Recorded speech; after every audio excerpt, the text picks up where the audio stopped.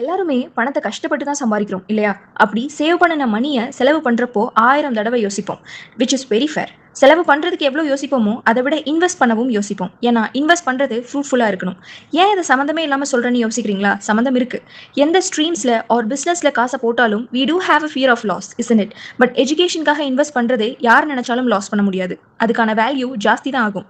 அப்படி value, scope, skill வேணும்னா ஒரு நல்ல யூனிவர்சிட்டியில ஹையர் ஸ்டடீஸ் பண்ணணும்.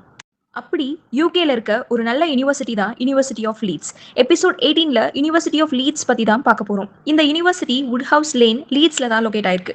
1831ல லீட்ஸ் ஸ்கூல் ஆஃப் மெடிசனா ஸ்டார்ட் ஆகி 1904ல யூனிவர்சிட்டி ஆஃப் லீட்ஸை எஸ்டாப்ளிஷ் பண்ணிருக்காங்க. 100 acre massive campus, 14,400 international students from 137 கண்ட்ரீஸ்ல இருந்து படிச்சுட்டு இருக்காங்க.